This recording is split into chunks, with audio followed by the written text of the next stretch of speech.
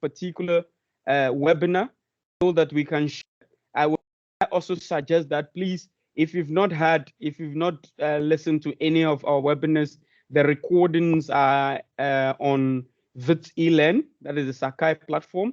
Please go there and actually under resources, you will find a lot of things. We also have some stuff on literature review management, how to do a proper literature review management. I'm just bringing some of these things up. So please just go there and just browse through and take what you feel would enrich your journey. Having said that, I also want to use this opportunity to thank the director of the ADU, to thank all my colleagues, Mahlati, Tebato, the entire critical thinking team. I am grateful to all of them. And today we are having Dr. Josiah Nyanda, who worked for the Zimbabwean Parliament. He worked with the Hansard section, and he has a PhD in English. And yeah, that's all you need to know. He's done it. He's been there. He's navigated it, and he's here today. And today he's going to share some insight with us on the topic engineering the soul. So the good professor, please, over to you. And thank you so much for coming. Thank you, Desmond. While I share, I need to share a slide that, right, okay. Right, thank you, Desmond. This is familiar territory. I've been here before, and we had quite an interesting discussion the last time we talked about self-mastery and self-awareness.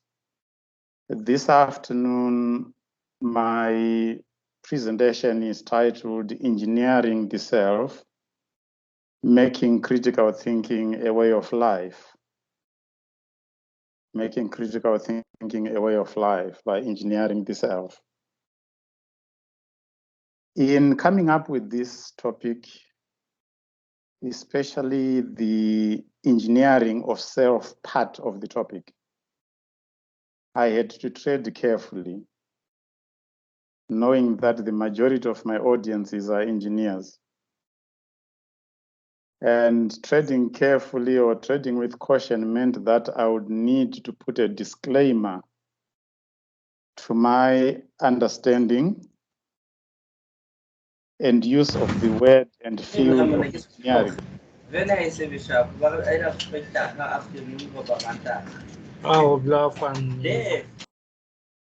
Sorry about that. There was an interruption. I could hear voices. I had understanding and use of the word and field of engineering in talking about the self.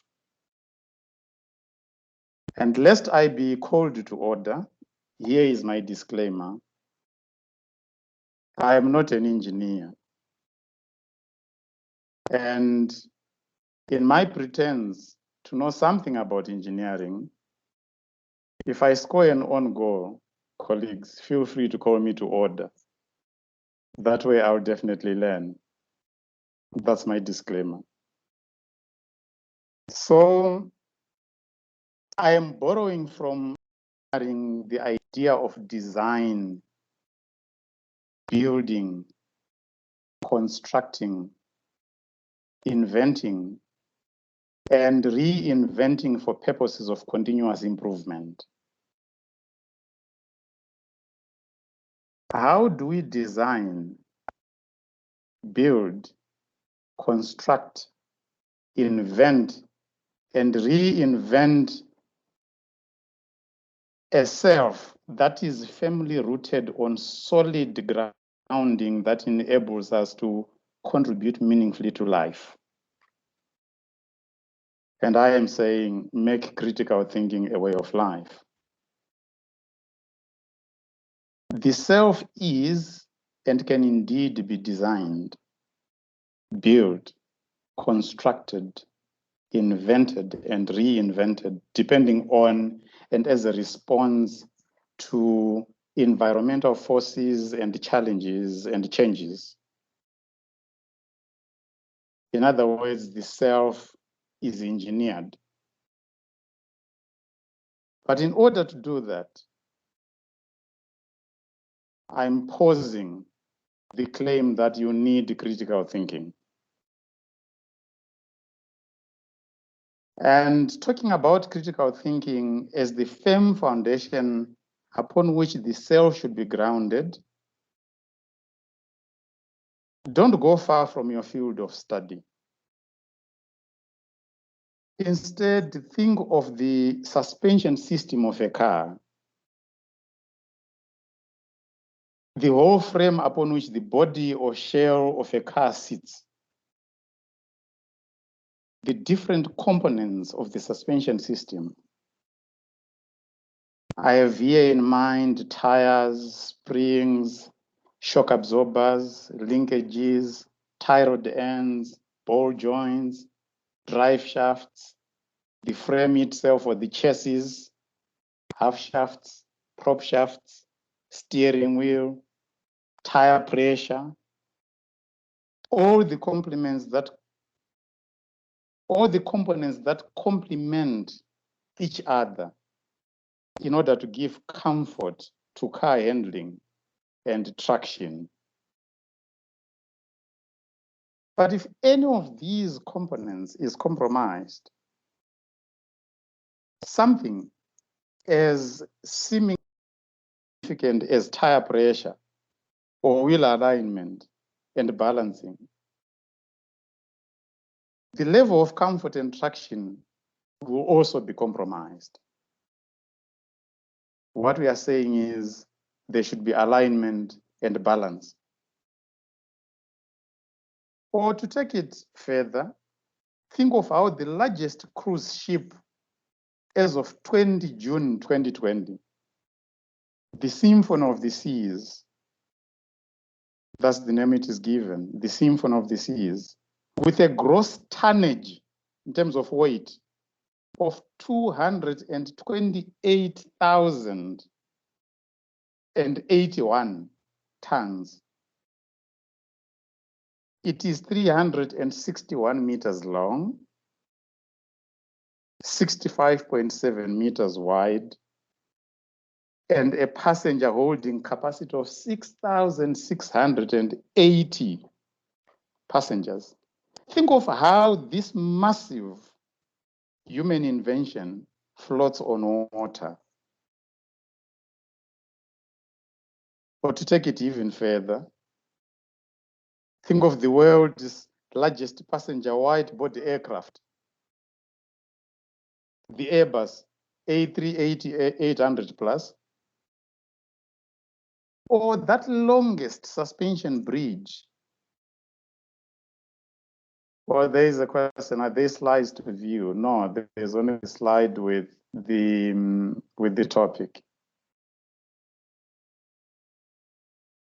What do all these have in common? They have a firm foundation, artfully designed, built, constructed, invented, and always undergoing reinvention for increased safety and efficiency. And by man, I am gender sensitive. I am referring to humankind.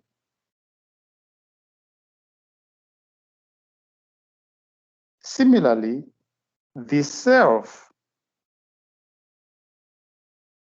engineered on the firm foundation of critical thinking, serves, or rather effectively serves the needs of men. Let us put this in context and bring it back home to critical thinking. We all have our biases and prejudices in our thinking. And acknowledging this flaw in us as human beings marks the beginning of self-awareness that we talked about in the previous presentation that we had. And acknowledging these flaws makes critical thinking possible. We have our biases and prejudices. But at a technical level, critical thinking has been defined as self-disciplined and self-regulated thinking, which attempts to reason at the highest level of quality. Here, colleagues, let us take note of how the word self keeps coming back, because the self is the beginning of the journey. Thinking is also work. It is also a skill. Hence, others have called it skilled work. It is actually work to think. And talking to postgraduates and fellow colleagues, I'm sure you would agree with that. Thinking is a lot of work, but it is skilled work. As a result, the quality of life we experience is actually in direct proportion to the quality of our thinking. Probably this is the reason why when I talk to first-year students and people in general, I always define critical thinking as a way of life. And the reason for me is that critical thinking should be DNA. It should be a part of you. It should be who you are. There should never be a moment in life when you say, I think this is the time I need to think critically. It should happen naturally. But it is a skill that you develop. Critical thinking keeps you alert and puts you in a problem-solving mindset. But in saying this, I also have to throw in a word of caution. Let's not fool ourselves into creating the impression that once you enhance your critical thinking abilities, you become immune to making mistakes and wrong judgments. No. For the simple reason that we are not robots. Rather, we are human. We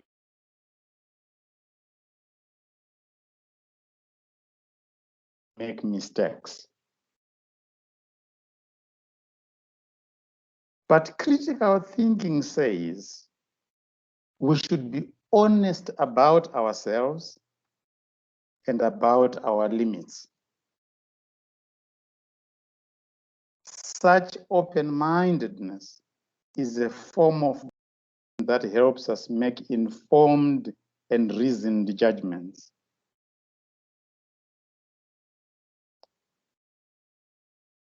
But how do we develop critical thinking as a skill, and how do we know that we have it?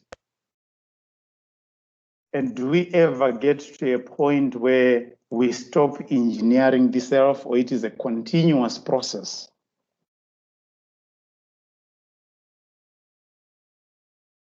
Number one, start by admitting that you do not know something, that there's something that you don't know. This admission is not a weakness at all. In fact, it helps you to push yourself to discover more about yourself, your surroundings, circumstances, and the world at large. The moment you admit that there's something you don't know, it means you are ready to learn new things. And that is the beginning of critical thinking. Be eager. And eagerness has to do with being keen or enthusiastic about something. Eagerness leads to self-drive, which self-drive also takes you to another level of passion. Because once you are eager, you want to discover more. You want to search. It is that nudge feeling that is in you that is pushing you to find out more about situations and circumstances.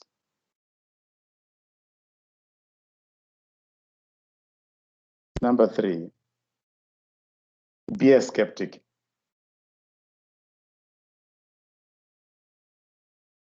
In other words, do not take things at face value. Question everything you hear, read, touch, taste, feel, and smell, because life without questions is meaningless. Skepticism means we are not easily convinced. So it pushes you to push boundaries in order to discover and find out more. There is another thing that is often talked about, but is not easy to live by, where people say rely on reason and not emotion. This is easier said than done because we are emotional animals. But so are we, creatures of reason.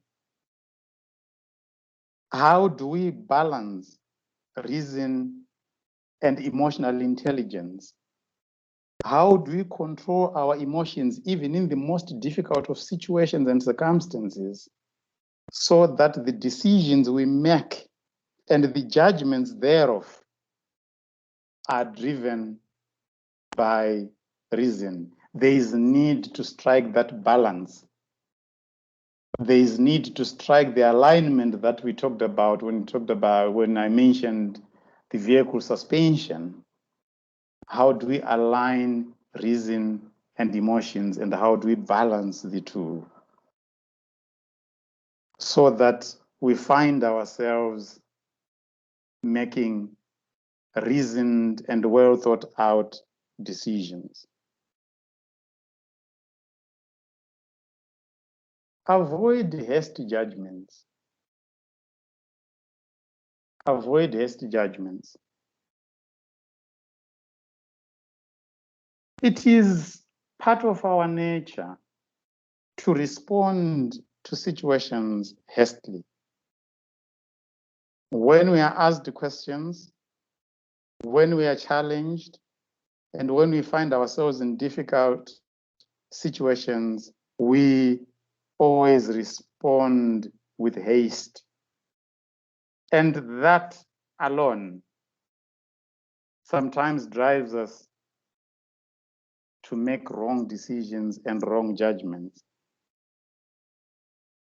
I'll give you an example of what happened 2-3 hours ago. My teenage son sent me a message asking me about how one gets to know that they are ready for a serious relationship.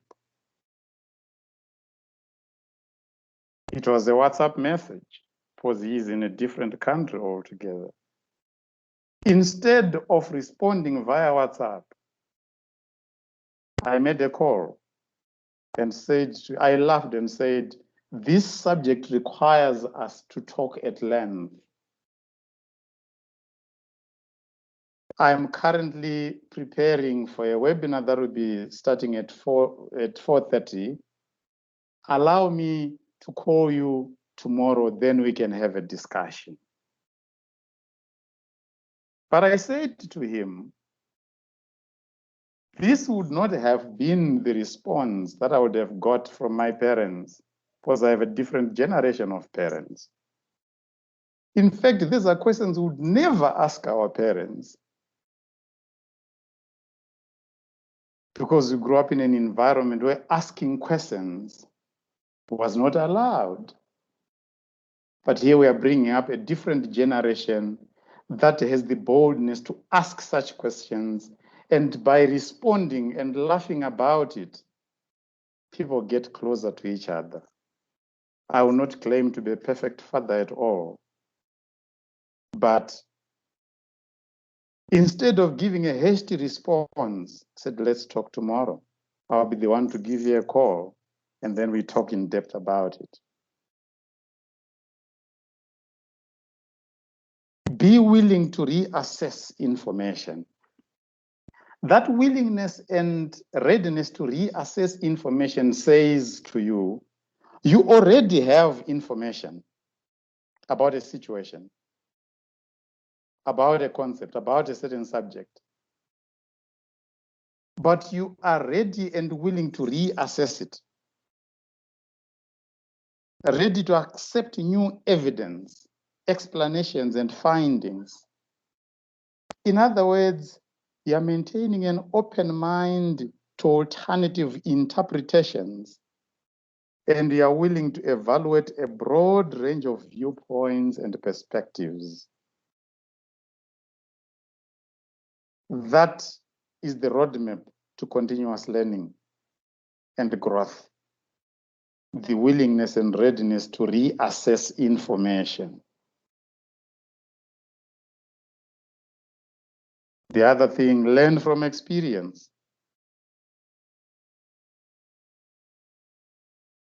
I am a firm believer in giving opportunities to young people and to fresh graduates from institutions.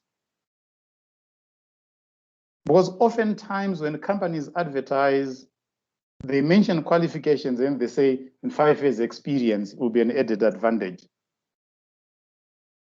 But that company is overlooking the fact that their experience they are demanding is experience that would have been gotten by someone in another organization. What is going to happen to a new graduate who doesn't have work experience? So my definition and understanding of experience is very simple. Experience for me is one day repeated so many times. We have people who have been repeating the wrong things for as long as we can remember. And the politicians are very good at that. But because we are gullible, we always vote for them and they go back into office.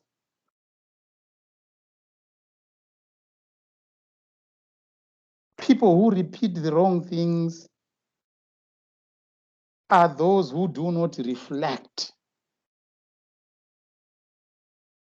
Remember something that came out of the discussion after the last presentation on self-mastery and self-awareness.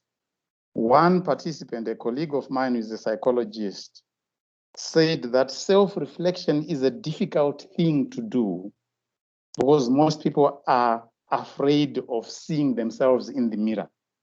They are afraid of who they are. But you see, learning from experience helps prevent the same thing from happening again. It also leads to better decisions in future, resulting in effective solutions to a problem.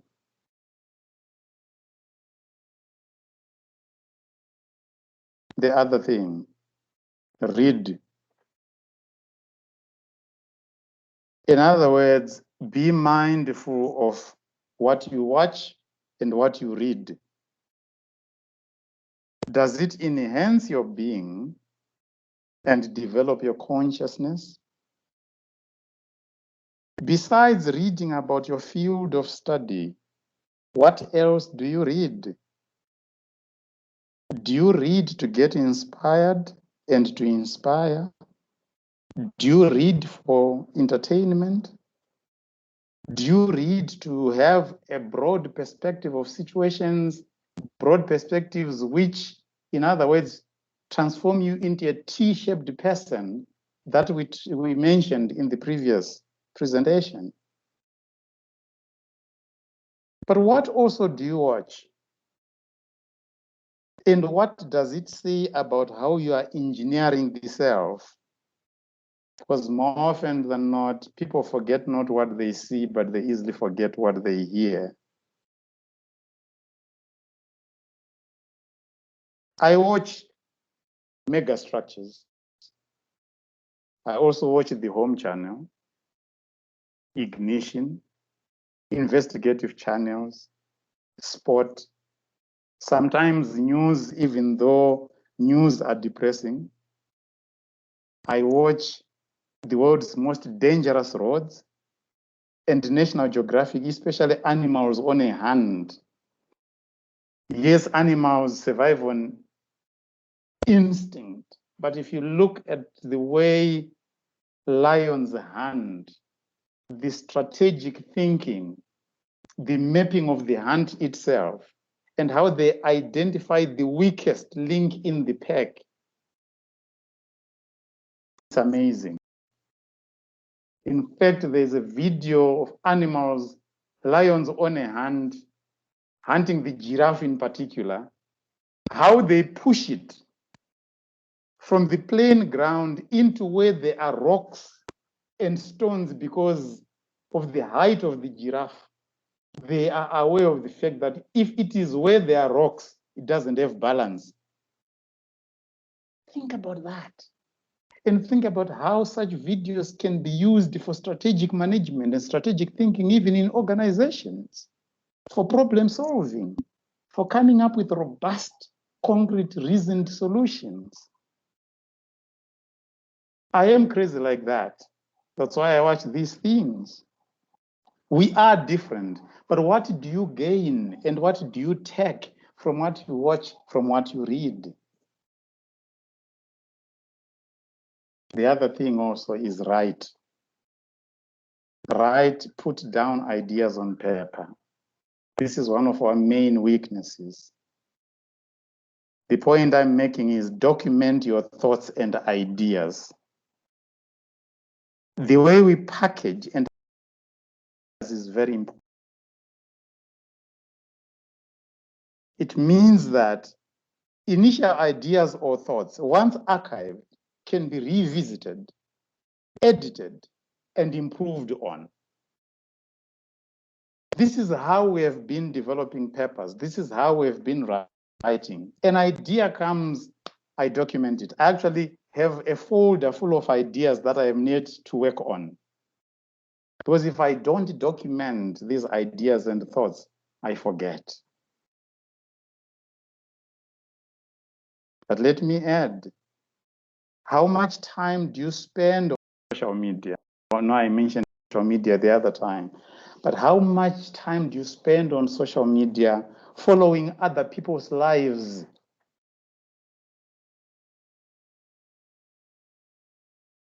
We actually now have Trending South Africa as a TV show. Because they know people love to share and to follow other people's lives. Have you ever thought of the many times you get distracted by your phone's message alerts that take your attention away from your work, studies, or whatever you'll be doing at that very moment? I am not saying do not be on social media. No, that will be an impossible ask. So I will not say that. All I am saying is, during that time you are working or studying or reading, have the boldness to switch off your phone. Or rather, do you have the boldness to put it on silence or to switch it off? As a PhD candidate, I was off social media. Remember, I said I'm crazy like that. I was off social media for 11 months. If you needed to talk to me, you would have to make a direct call or send a text message through the short message service, commonly known as the SMS, or you had to send an email to communicate with me. That way, you would not steal my time. Have you ever wondered why some people in your social circles look for you at a particular time of the day? If you check, you realize that there is that person who looks for you at a particular time of the day. But have you also considered that maybe it's because that is their playtime? They are done being productive with their lives and are looking for some company while they are winding down. But if their winding down time coincides with your moment of productivity, have the boldness to tell them you're busy. Because once productive time is gone, you may not be able to recover it. Let me conclude by quoting a neuroscientist, Dr. Jack Lewis, who said, anything you do daily, intensively, and over long periods of time changes your brain. That can sometimes be a good thing, but unfortunately, not so much when it comes to our habitual use of smartphones and the constant checking of messages and notifications. When we do this, we are training our brains to react to our phones multiple times a day. This not only creates a constant state of stress, putting us on high alert every time a message comes through, it also has a very big impact on our productivity levels and limits on our brain's capacity for being creative and resourceful. That's Dr. Jack Lewis. Think about it. How many of us sleep with their phones off? I switch off my phone. I'm crazy like that because I want my good night's sleep. I don't set an alarm. I wake up at the same time. My mind is programmed like that. But if you choose to give yourself me time, that time when you have to engineer the self, map your present, your future by invoking the past, then you are on the way to making critical thinking a way of life. Thank you very much, Desmond, and thank you, colleagues, for having me. Thank you so much, sir. I hope you guys can hear me. I think it was Johann Wolfgang von Goethe who said, look at a man the way he is, and he only becomes worse. But look at him as if he were what he could be, then he become what he should be. Now, that's quote that I've just given you. I want you to put yourself in the shoes of that person that you are looking at. So I say, look at yourself the way you are, and you can only become worse. But look at it as it could be, and then you can become what you should be. Thank you so much, Dr. Josiah. We are very, very much privileged to have you. I've taken some notes. You said it's all about putting our brains on ice, meaning the I there is to innovate.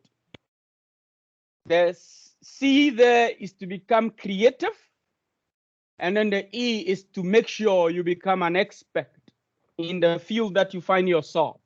You also talk at length about we, this generation, should pay attention to reading. And I have a favorite quote that I tell people all the time. Reading gives a man the sovereignty over his imagination. not to be sexist, please bear with me, give him or her the sovereignty over his or her imagination.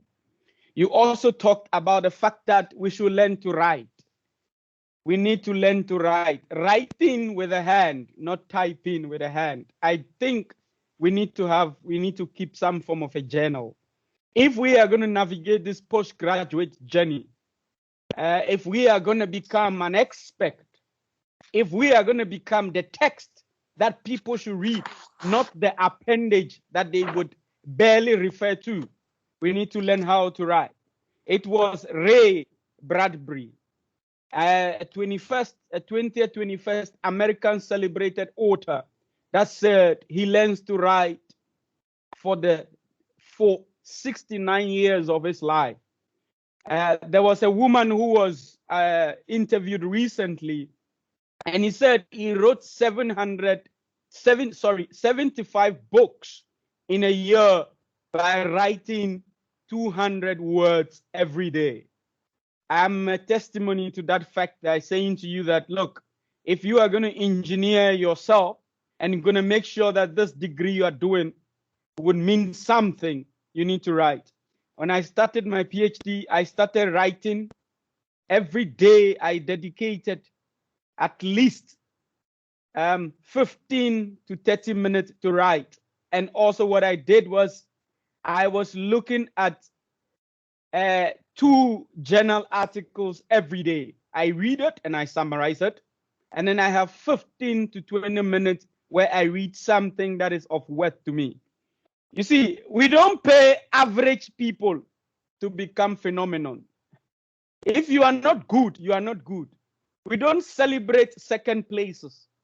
It is in your own interest to be the very best at what you do. And I mean the very best. A mentor said to me, you should become very good so that you cannot be ignored. As I speak to you now, we are talking about coronavirus, but people are getting employed every day because they pay you for the value you bring to the marketplace. This is a place where you get some of these things that we talk about. And on this note, I just want to open up for us to have a conversation. This is a dialogue that we have with each other every fortnight. So please, if you have any contribution to make or any question that you want to ask, we are not experts in these things that we do. We share. We are here to co-create ideas. We are here to cross-pollinate ideas. We are here to do mind mapping. And for you to become a very good researcher, those days of working in silos are over. These are times that we try to share our ideas, bounce off our ideas with our colleagues so that they can help us fine-tune them. So please, if you have any questions or anything you want to say, please, you have the platform. You can either type it or you indicate by showing the hand. Dr. Josiah, you see, somebody like me, I suffer from a disease called logorrhea. And logorrhea is excessive talking without stopping. So can somebody please stop me from talking?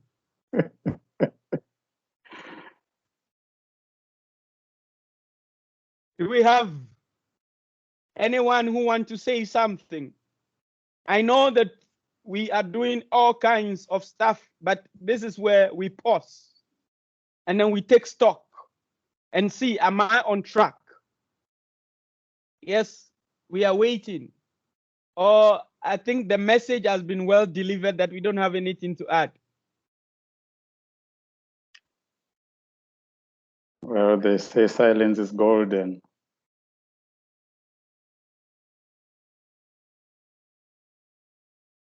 Nobody wants to talk. Please share your, I see Angela, I see Patty, I see Williams, I see Simisi, I see Peter, I see 2288466. Please, somebody should share something.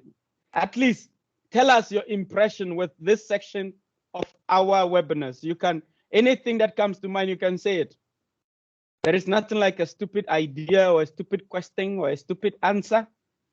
The more we talk, the more we communicate with each other, the better we become. So please. You mentioned COVID-19 and how people continue to be employed under the circumstances. Thanks for reflecting on that, Desmond, because yesterday I attended a meeting of the Board of Governors for NGO in South Africa, and I'm the secretary of that organization. So I'm the one who takes minutes. And some of our board members are in Australia. They work for Qantas Airline, and one of them is a pilot.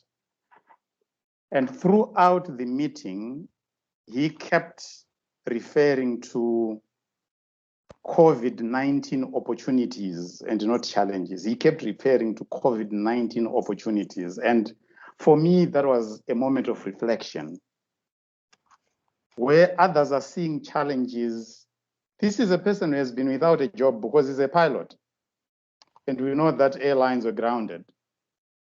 But he keeps talking about COVID-19 opportunities. This is a moment for us to reflect. It has been a difficult year, but what have been the gains of this year? And what do we take from the year 2020 going forward? And how do we transform the challenges that we have experienced into opportunities that we can build on? I just wanted to comment on your reference to COVID-19 and how people continue to be employed. Thank you so much, sir. I think you put it right in perspective, and this also brings to the fore. And I also want to share this with the team here, because I see each and every one of us here, we are a team. And if you look at Africa and the continent in which we present, I think it was Professor Rodney Genga that presented on the research as the new engine for Africa, and he made mention of the three main challenges that we faced. So it's like branches. So he talks about health, food, and education. And if we consider these three things, what it does is that these things now leads to what we call unemployment. It has things like bad governance. It has all sorts of branches. But what I want to share with us, a little bit of insight, is that I like you said, you talked about the fact that we need to reevaluate stuff. So when I'm bored, I do a little bit of things. So I write the word yesterday, today, and tomorrow. And I was looking at myself like, if you look at a word yesterday, there is no letter O in there. If I choose letter O to be opportunities. Now, when you talk about COVID, that's why this thing came to bear. When you look at today, you have just one O, one letter O. What that means is that the current state we are in now, we have very, very limited and fewer opportunities. It behoves on us as students and as researchers to leverage the few opportunities we have for today. Now, that prepare us for tomorrow. Because if you look at tomorrow, you have three letters of O. You have three O's in there. Now, however, it's better to prepare for an opportunity and not have one than to have an opportunity and not be prepared for it. So, colleagues and folks, whilst we are trying to study, we are trying to do the little we can, may I please indulge you that make sure that the little chances that you have, that research that you are doing in electrical engineering, that honest degree that you are doing in quantity surveying, don't just get a piece of paper called certificate, but make sure that you acquire a relevant skills. I'm saying skills that are relevant because you can have a degree and not have a relevant skill. For instance, you need to know that as a postgraduate student or as a postgraduate student that will finish a master's or a PhD or an honors, you need to know how to use Word, Microsoft Word, 90%. You need to know how to use Excel for basic programming, 90%. You need to know how to use PowerPoint. Because at the end of the day, if 4 of you graduate with that certificate, what will make you special? What will make somebody be willing to give you that degree? Dr. Josiah talked about the fact that these days, a lot of people are talking about experience. Those are things that will count for you. And may I also say that please learn to sell your skills out there. When you go to LinkedIn, put everything. Even if you are a class prefect, put it there. Because somebody sees that and he sees leadership potential. Even if you have helped NGOs, put those things there. Sell yourself. Because at the end of the day, we want people that have skills. And I mean, when we say skills, skills is that innate or that specially acquired ability that you have to do things in a different way. And if we can do this, then I think that the future will be bright. And I'm trusting that we will go back into our closet, reflect, ponder over what we are doing. Any research you are doing, I have a saying that I tell most postgraduate students and especially undergraduate. I say, if your degree or the knowledge you are acquiring from a university cannot help address the socioeconomic challenges we face as a nation, as a continent, as a world, it is just a mere piece of paper, and it is not really worth the ink that it was used to write it. So I think that we should have a different perception and a different thinking towards life. I would say this. You see, there was a man who was from Egypt, and then he was moving from Russia to Egypt, and then he had the statue of Lenin. You know, you all know the Italian guy Lenin. And when he went to the airport, somebody asked him, "Why are you carrying the statue of this guy?" And he says, "No, Lenin brought about some aspect of politics to the Russian people. So I'm taking it with me to Egypt to remind me of the culture and the politics that happens in Russia." When he gets to Egypt, they ask him, "Why are you carrying the statue of this man?" He said to the person, "It is not a statue. This is a statue made of gold. I just decided to take this statue made of gold to convert all the gold that I got from Russia so that I will not be able to pay tax." What am I trying to say? In life, whatever you see is based on perception. And perception engineering is what is happening all over the place. And we need to make sure that when we go out there, the ideas and our thinking, everything that we put out there, are things that represent the perception of what we want people to see when they see us. And that is why in the Faculty of Engineering and the built environment, we need to leverage some of these opportunities. For us, as we are here right now, we have in this hour, we have become 1 hour intellectually matured than our contemporaries. And that is something that we get from the faculty.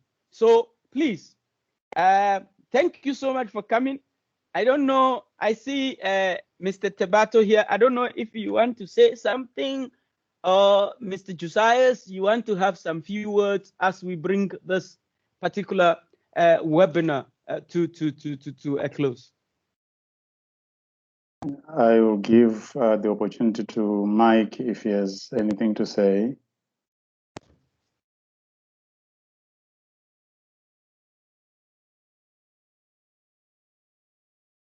Just want to say thank you to Dr. Nyanda for making the time to be with us today. And even the last time when he called on him, he was able to share his wisdom and his knowledge and his ideas with us. So on behalf of the team, I just want to say thank you for your time and for being with us, as always. We appreciate your time and all the ideas that you share with us. So we're grateful. And thank you, Desmond, for all the hard work you've put in to make sure that every time we had a webinar, it happened. You got in contact with the speakers. You organized everything that needed to be put in place. So we are grateful for all your hard work as well. Thank you so much. Thank you, Mike, and thank you, colleagues, for hosting me. It is always a pleasure. I greatly appreciate it. Thank you. Thank you. And on this note, we bring cuttings to today's proceedings. Please, I have put in the evaluation link. Please go there and evaluate the webinar. Tell us what you think. Tell us what we should do differently, and so that we can package ideas, we can package content that will suit your very needs. Once again, on behalf of the Faculty of Engineering, the Office of the Dean, and through to the Office of the Academic Development Unit led by Professor Rodney Genga, and all my colleagues, Mahlati, Tabato, and all the student support team, I just want to thank you all for all the help that you put in to making sure that this is a success, and also use this opportunity to thank you all for making time to be part of this webinar. This webinar is recorded, and then we would upload it onto Wits eLearn. Please go there. Once it is uploaded, a link will be sent to you. But if you don't know where to find them, you just go to, when you log in onto Wits eLearn, you just go to ADU Postgraduate Student Support, and then you go to Resources, and then you have all the webinars and the stuff we put there. There is something that we designed where we talk about literature management tool, how to do an effective literature management, where you do some hedging and all that. The template is there. Go there, download it, and use it to develop your research. We can only wish you the very best. And we know that at the Faculty of Engineering, the built environment, we are training minds, we are changing hearts, and we are making sure that with the young ones, we will set the standard, we will define the terms of our engagement, and once this is done, we will be able to hit our chest one day and said, we use our knowledge, we use our degree to make life a little bit better. So thank you once again for making time. I wish you all the very best. All those that are writing their exams and all those that have handed in their thesis for examination, and those that are in any aspect of your research, please, if you are swimming or if you are drowning, don't drown alone. Reach out to us. We are at the ADU. You can send us emails at aid.adu@wits.ac.za. Please reach out to us, and then let's help you. Research can be very daunting and difficult, but you are not expected to walk it alone. We are here to help you. So please come talk to us, send us emails, and then we'll see how we can help you, because we are here to help. Thank you so much once again for coming, and I wish you all the very best.